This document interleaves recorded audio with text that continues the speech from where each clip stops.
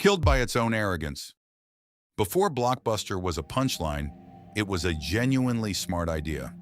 David Cook wasn't some Hollywood guy. He was a computer consultant who'd built database and accounting systems for the oil and gas industry in Texas, work that had nothing to do with movies at all. In the early 80s, he noticed something. Video rental stores were a mess. Tiny mom-and-pop shops with a few hundred VHS tapes, index cards for inventory, and no real way to know what was actually on the shelf. Cook figured if you applied real computer tracking to video rental, the kind of systems he'd already been building for oil companies, you could build something bigger than anyone in that industry had ever imagined. So in 1985, he opened the very first Blockbuster Video in Dallas, Texas, stocked with around 8,000 tapes and running on a computerized barcode system that could track all of them at once, in real time. It sounds boring now. In 1985, walking into a video store that actually knew what it had in stock was basically magic. David Cook wasn't a movie guy, and he never pretended to be. Documented accounts describe him as an engineer at heart, more interested in logistics, data, and systems than in film itself. He wanted Blockbuster to feel less like the seedy, curtained-off adult sections and cramped aisles that defined a lot of video shops in that era, and more like a clean, brightly lit, family-friendly supermarket for movies. That instinct about atmosphere and organization was smart, and it's a big part of why the first stores took off. But scaling that idea into a national chain required a completely different skill set.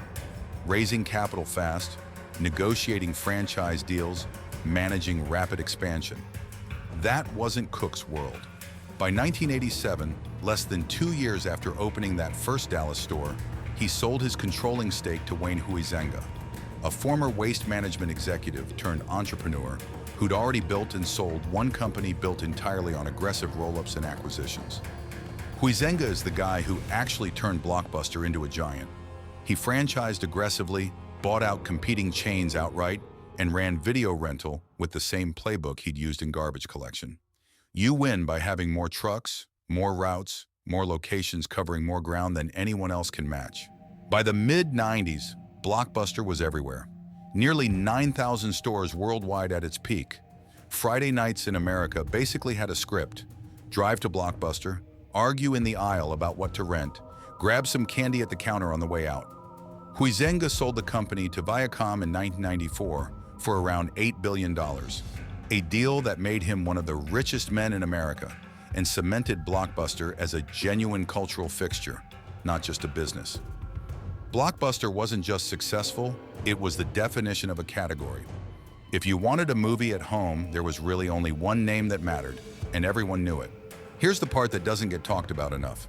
A huge chunk of Blockbuster's actual profit wasn't from renting movies. It was from late fees. Internal reporting from the early 2000s and multiple news investigations at the time pegged late fee revenue at hundreds of millions of dollars a year, with some estimates putting it close to $1 billion. Customers hated it, loudly and constantly. It became a running joke, then a real source of public resentment, and eventually a legal problem, drawing a class action lawsuit in 2005 over how those fees were calculated and disclosed. Blockbuster's whole business model was quietly leaning on the exact thing that made customers miserable every single time they used the store. That's not a great long-term strategy, but for a while it worked because there simply wasn't anywhere else to go. Then there was somewhere else to go. In the late 90s, a small mail-order DVD startup called Netflix approached Blockbuster's leadership about a partnership. According to accounts later given publicly by Netflix co-founder Reed Hastings, including in interviews and his own book. The pitch, as Hastings has described it, Netflix would run Blockbuster's online business, and Blockbuster would promote Netflix in its stores. Blockbuster's executives reportedly laughed them out of the room. Why partner with a tiny startup mailing DVDs in red envelopes when you're the 8,000 store gorilla with a household name and cash pouring in from late fees? In hindsight, obviously, that decision looks insane. At the time, from inside a company still printing money the old way, it probably felt like common sense. Blockbuster wasn't blind forever. Under CEO John Antioco, who took over in 1997, the company actually tried to fix things.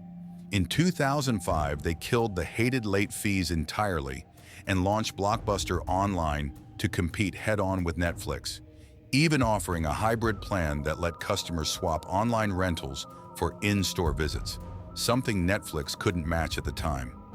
Early results were genuinely promising, but eliminating late fees also killed a massive, dependable revenue stream almost overnight, and the company was already carrying heavy debt from its earlier corporate spinoff from Viacom.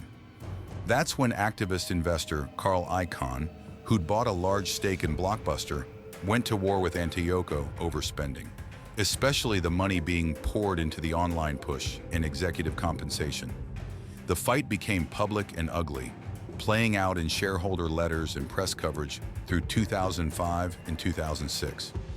Antioco won a short-term battle but lost the war. He left the company in 2007 under a settlement, reportedly walking away with a severance package that itself became a point of controversy given the company's struggles. His replacement scaled the online investment back and leaned the company back toward physical stores and kiosks. Meanwhile, Netflix kept growing, unbothered, and a new threat, streaming, was already creeping in behind it. By 2010, Blockbuster was carrying close to $1 billion in debt, revenue was in freefall, and there was no realistic path left to compete with either Netflix's mail service or the streaming wave right behind it. In September 2010, Blockbuster filed for Chapter 11 bankruptcy, a court-supervised process to reorganize debt, not an automatic death sentence, but a company on life support with a very uncertain prognosis. It kept limping along for a while, sold off assets, closed hundreds of stores one region at a time. In 2011, satellite TV company Dish Network bought what remained for a fraction of its old value. Dish kept a handful of stores open for years, mostly as franchise curiosities rather than a real national chain, and the Blockbuster you remember from the 90s was functionally gone. Today, there's exactly one famously surviving Blockbuster store in Bend, Oregon, running as an independent franchise and something of a nostalgia tourist attraction, complete with its own gift shop merchandise, poking fun at its own legend. David Cook, the guy who actually invented the barcode scanning video store, quietly stepped away from Blockbuster decades before its downfall, and mostly stayed out of the spotlight afterward. Wayne Huizenga went on to build other empires, including Waste Management and AutoNation, and passed away in 2018, remembered as a business legend regardless of how this particular chapter ended.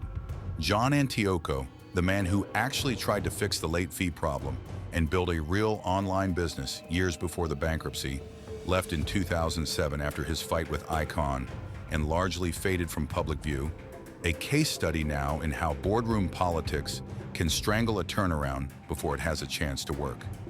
Reed Hastings built Netflix into one of the most valuable media companies on the planet and has talked publicly many times about that rejected meeting. The lesson here isn't really about late fees or debt or even one missed deal. It's about a company so comfortable being the biggest that it couldn't imagine being replaced, and then couldn't agree internally on how to save itself once the ground started moving. Blockbuster didn't get destroyed by one bad decision. It got destroyed by refusing to believe change was coming until it was too late to walk anywhere else. So tell me in the comments, what's the modern equivalent, the company right now that's laughing off its own Netflix meeting? Subscribe. We post a new bankruptcy story every day. Which company's collapse do you want to see next? Write it in the comments.